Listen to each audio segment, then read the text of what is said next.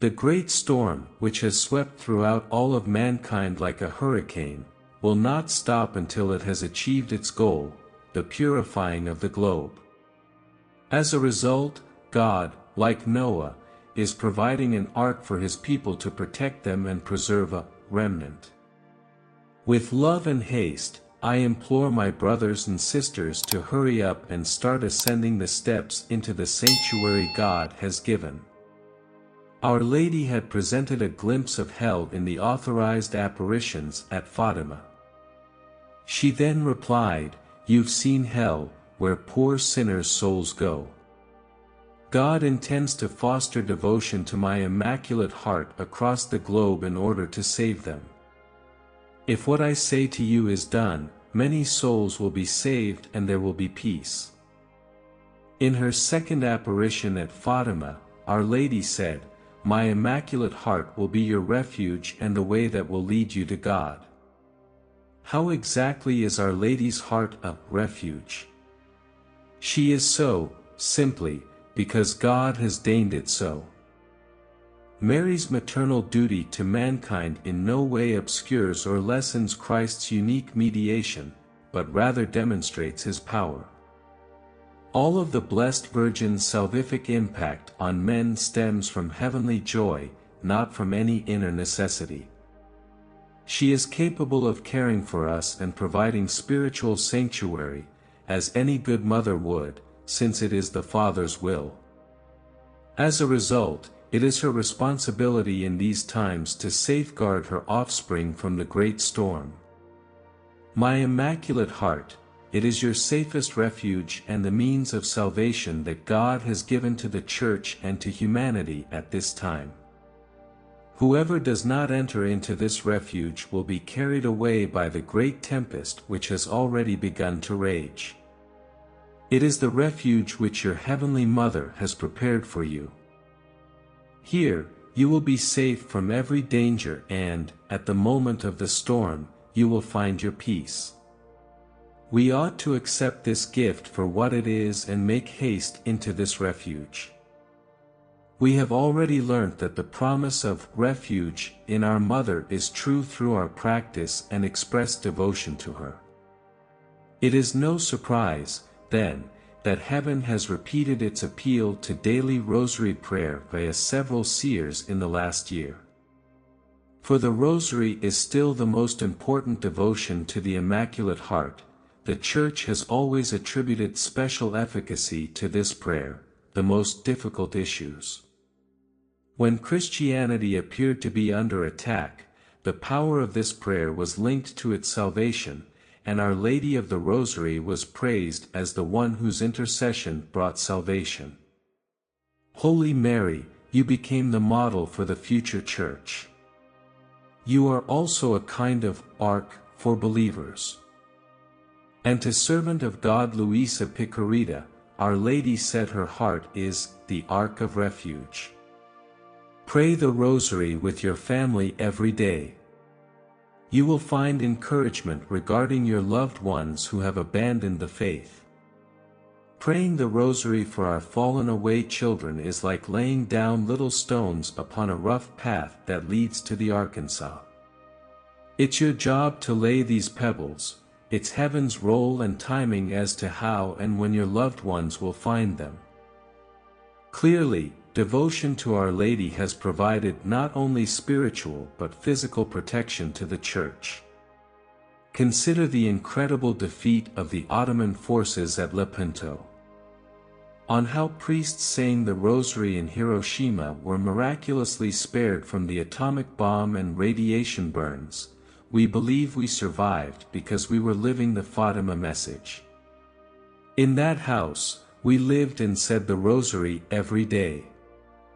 God has always supplied some type of physical protection to preserve, at the very least, a remnant of his people throughout times of persecution. The first physical sanctuary was Noah's Ark.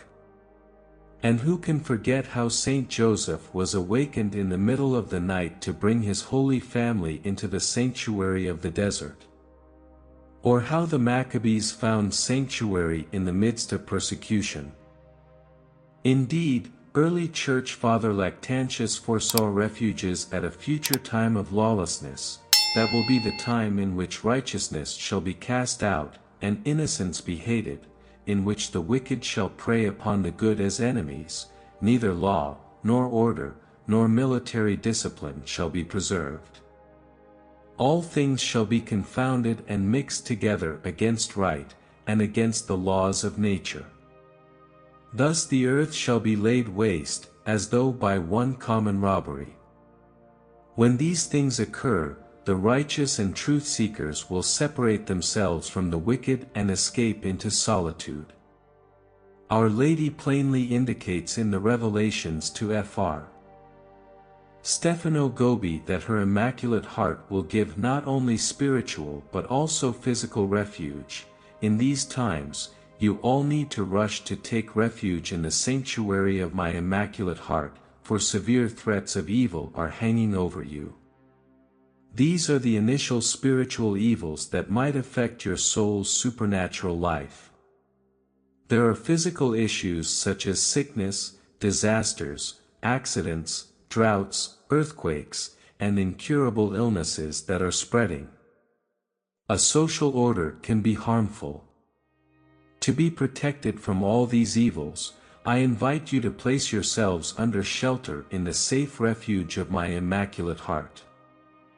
According to the approved revelations to servant of God Luisa Piccarreta, Jesus said, "The divine justice imposes chastisements, but neither these nor God's adversaries approach those souls who live in the divine will. Know that I will care about the souls who dwell in my will, as well as the areas where these souls inhabit. I place on earth those who entirely follow my will in the same state as the blessed, in heaven. So, live in my will and have no fear. The time has come, it is swiftly approaching, for my places of safety are being prepared at the hands of my faithful. My people, my angels will come and guide you to your places of refuge where you will be sheltered from the storms and the forces of the Antichrist and this one world government. Be prepared, my people, for when my angels come, you do not want to turn away. You will be given one opportunity when this hour comes to trust in me and my will for you, for that is why I have told you to begin to take heed now. Begin to prepare today, for, in what appears to be days of calmness, darkness lingers." Father Michel Rodrigue believes he was shown that if you are asked to travel to a refuge, you will see a tiny flame in front of you, similar to how the Lord led the Israelites in the desert with a pillar of cloud by day and a pillar of fire at night. This flame will be shown to you by your guardian angel. Your guardian angel will also counsel and guide you. A flame will appear in front of your eyes, guiding you where to walk. Follow this love flame. He will lead you to the Father's sanctuary. If your house is a refuge, He will lead you through it with this flame. If you must move to another place, He will guide you along the road that leads there. Whether your refuge will be a permanent one, or a temporary one before moving to a bigger one, will be for the Father to decide. Father Michel adds, "The refuge, first of all, is you. Before it is a place, it is a person living with the Holy Spirit, in a state of grace." A refuge begins with the individual who has devoted her soul, body, being, and morals to the Lord's Word, church teachings, and the law of the 10 Commandments. Events are approaching that will send countless souls into eternity in the blink of an eye. This will contain both the good and the evil, layman and priest, believer and unbeliever. It arrived as a thief in the night, and so will other labor pains. These are the times in which we live. But if you have faith in the Lord, if His will is your nourishment, you will see that nothing occurs to anybody that God does not allow. So do not be afraid. Do not fear what may happen tomorrow. The same loving Father who cares for you today will care for you tomorrow and every day. Either He will shield you from suffering or He will give you unfailing strength to bear it. Be at peace then and put aside all anxious thoughts and imaginings. It is none of my business whether or not I survive to see the era of peace. But I can tell you this, I want to see Jesus. I want to gaze into His eyes and worship Him. I want to kiss His wounds, wounds that I, too, have caused. They prostrate themselves at His feet in devotion. I'd want to see Our Lady. I'm excited to visit Our Lady and thank her for putting up with me all these years. And then I want to hug my maternal mother and my lovely sister and laugh and cry and never let go, ever. Our Lady shows us where we should be looking in a recent message to Pedro Regis: your goal must be heaven. Everything in this life passes, but the grace of God in you will be eternal. The safest way to eternity is to ensure that we enter the refuge of her Immaculate Heart, that spiritual ark, like the Church, that sails all her children safely home.